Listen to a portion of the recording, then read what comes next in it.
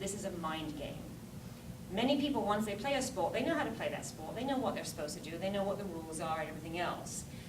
But for a lot of people, what gets in the way is what goes on up here. It's a mind game a lot of times. And so being able to have massage also is beneficial in helping people with the stress of the game, all the other aspects of it. So, so it's definitely that whole physiological and psychological effect of massage. So, is with the shin splints, a lot of times this area is overstretched. So these muscles are being overstretched. The front or the back? The front. Okay. Yeah, sorry. The front muscles are overstretched, and they become weak. And these muscles in the back here are tight. They're pulled forward. They're tight and they're short, and then not releasing is causing this to stretch. So what to be kind of pulled out and elongated. So what I would want to do is I would work, even though the pain is in the front, I'm now going to work on the back of the calf muscles here to get these to loosen up enough that I can actually get this to come forward. Where the strength training comes in is then these muscles need to be, because they're overstretched and weak, they need to be then strengthened. A lot of times, depending on what's actually going on and how tight the Achilles, I'm going to come in and, I'll show it from this area. I'm going to try and do, a lot of times I'll do compressive movements, and the reason I would want to do compressive is that helps to bring blood and circulation to the area. Because if this area is just really, really tight, which it is. So yeah, so I'm going to kind of work into the area, loosening it up, and do the compressive movements.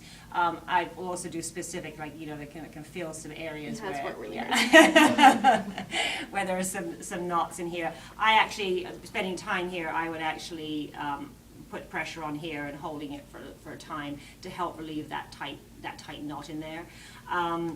But the important thing is to understand that even though the pain is in the front, I'm not necessarily working that first. It doesn't mean I won't work it. It's just that I'm going to work on these muscles that are tight and short first. Go ahead and turn over as well. And then when you come to the front, after you've loosened all this area, now you have more pliability here, and then you can start to work on. You can work with some of the stretching and just relax.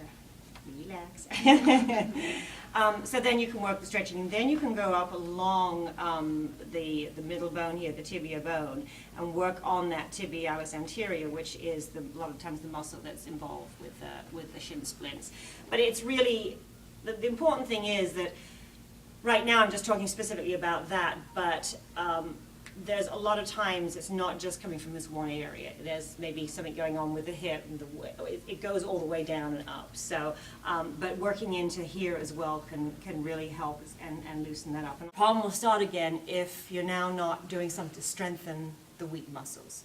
And that's again where muscles of motion come in, because I can then say, okay, now this is when you need to look and see how to go on the tibia machine, use the machine or the handled one that helps to strengthen these muscles. Because as a general rule for most people, these are going to be weak, and these need to be strengthened. So, so that's kind of that idea.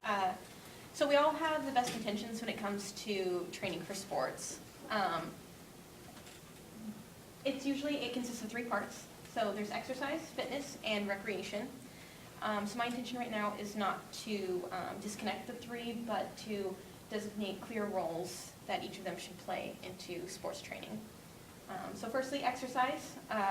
Exercise, the definition that we go by here is a process whereby the body performs work of a demanding nature in accordance with joint and muscle function in a clinically controlled setting within the constraints of safety, loading the muscle to stimulate growth. So it's not fun. It's not supposed to be like real life. It's not supposed to be like the sport you play. It's supposed to make you strong. So that's the part of the puzzle that we primarily play here. Fitness, on the other hand, is a result. Fitness is in part dictated by your genetics, but also it is an effect of exercise. So fitness is your muscle strength, muscle size, body composition, joint strength, flexibility, bone density. It's kind of it's the products of movement. Recreation, finally, is the enjoyment of movement. So recreation is sport. Recreation is mediated by fitness, which is brought upon by exercise. So that's how the three are connected. So what's the problem then? The problem is when we see people or our clients participating in recreation as exercise. It seems efficient to do two things at once, kill two birds with one stone, but in all reality, neither activity is being capitalized upon, so the exercise isn't being maximally benefited, and neither is the sport that you're playing. You're not becoming the best athlete that you could be. So a good example of that is basketball. So if you have someone that plays basketball for exercise, they're not going to be the fittest version of themselves, and they will also not be the best basketball player that they could become by combining the two activities. So how do you approach strength training for athletics then? You want to make them stronger, and we therefore attack the weak points that the body encounters while playing a sport, while also really building up the primary target muscles. So what you'll be seeing in our demonstrations that we'll be showing you guys are common exercises that we prescribe to different sports or different athletes that participate in certain sports. They're geared towards sports while at the same time not being simulations of sports, and that's a really important thing. By making you stronger, you're automatically going to be faster. Your body's going to move correctly, and it's going to enable you to, when you are participating in your sport, to focus on skill and not just being able to jump or swing hard or keep your knees in the right place so you have a strong base. And just raise them right back up. So you notice she's only doing 7.5 pounds on each side. Any heavier, because they're such small muscles, you're going to end up hurting yourself. You can see she's moving very slowly. There's no jerking, lots of control.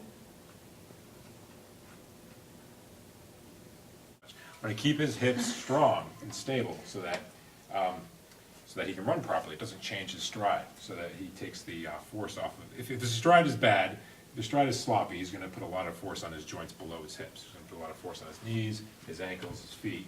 And that leads to bad things. So we're going to do that manually. Manual hip abduction.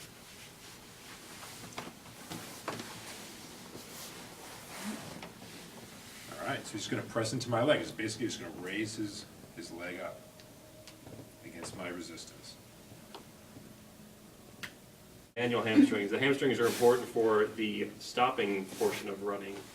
Some people think about only the quads. We want to think about what happens in the back of the leg. So what Greg's going to do here is going to keep his hips down. I want you to come up, give me a little resistance on the way down.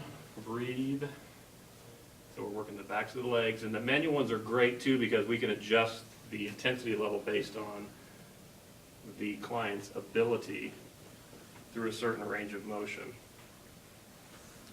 Sat for most of their lives for their jobs and their hips are completely locked up. So what we do is what I call pull squats, and this is a great way to help get more movement within the joint.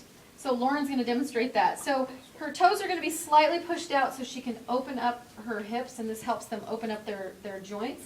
But we also want to keep the back really straight. We don't want them bending over, because that's another sign of weakness, is when people go to squat down and they just bend over and then stand back up. I want them to be able to squat all the way down and back up. So a good training exercise is to hang on to the pole. She's going to drop her hips and pull herself in towards that pole so she gets a good stretch in the center of her legs. And then she's going to walk herself back up, keeping that back nice and straight, and then right back down. So as you can see, she's going to get a lot of movement in her hip joints.